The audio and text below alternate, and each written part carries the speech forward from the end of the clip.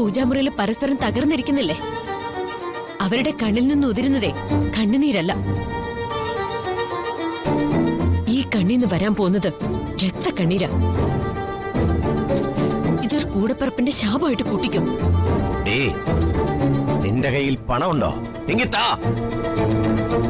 ഞാൻ എന്റെ ബാധ്യത തീർത്ത് ആ കിളവിയെ പൊന്നുപോലെ നോക്കിക്കോളാം. ഇല്ലെങ്കിലേ കിടന്ന് ചിലക്കാതെ ഇറങ്ങി പൊടി. ഒന്നിക്ക് അച്ഛനും അമ്മയും ചേട്ടന് ബാധ്യതയാണെന്ന് പറഞ്ഞില്ലേ?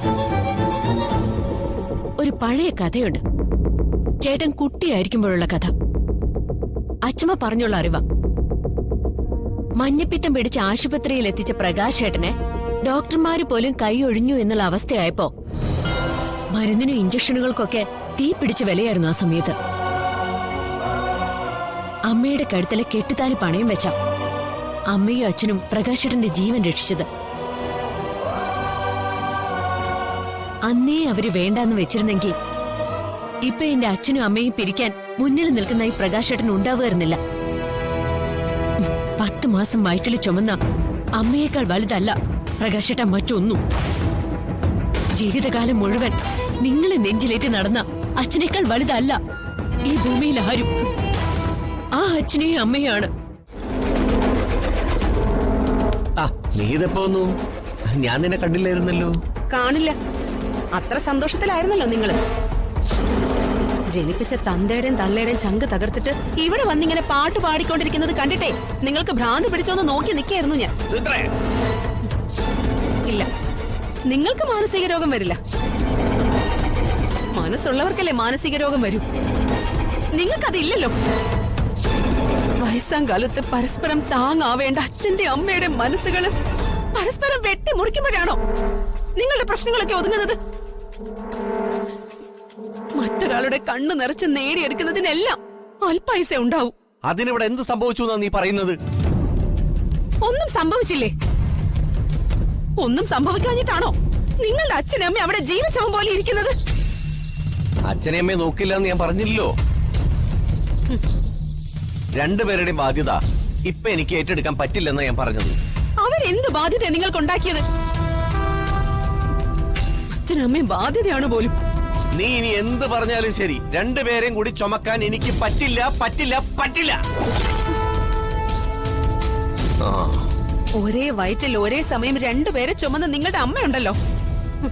ആ അമ്മ രണ്ടുപേരെ ചുമക്കാൻ പറ്റില്ലെന്ന് പറഞ്ഞിരുന്നെങ്കിലേ നിങ്ങളെ പോലൊരു പിഴച്ച ജന്മം ഇന്ന് ഈ ഭൂമിയിൽ പിറന്നു വീഴില്ലായിരുന്നു.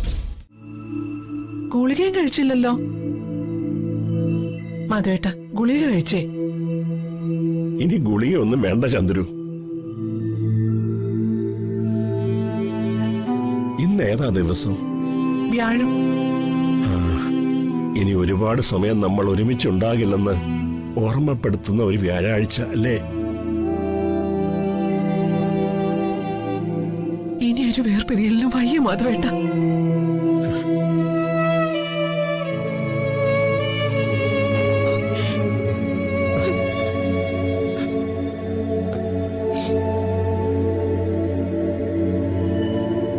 ഇനി ഈ കൈ പിരിച്ചു മാറ്റണമെങ്കിൽ അത് ചിതയിലേക്കായിരിക്കണം. അതാ ഇനി എന്റെ ആഗ്രഹം. ചന്ദ്രു,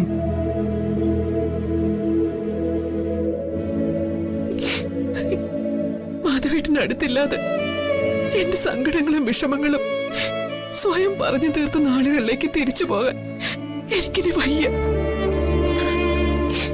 ഞാനതിന് തയ്യാറല്ല. ചന്ദ്രു, വയ്യാഞ്ഞിട്ട മാധവേട്ട. ഇനി മാധവേട്ടനെ പിരിഞ്ഞ് ജീവിക്കാൻ ഞാനില്ല.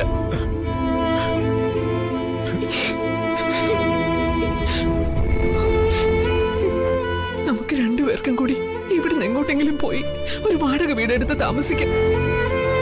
അതിന് എന്റെ കയ്യിൽ പണമൊന്നും ഇല്ലല്ലോ ചന്ദ്രു.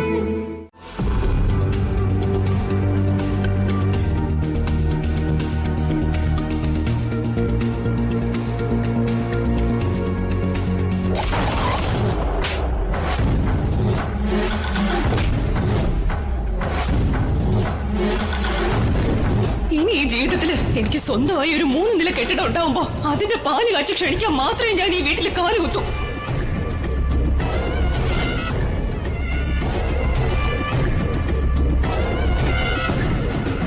എല്ലാ പ്രതീക്ഷകളും വിശ്വാസങ്ങളും എന്നിൽ അർപ്പിച്ചുകൊണ്ടാണ് നീ എന്റെ കൂടെ ഇറങ്ങി തിരിച്ചത്.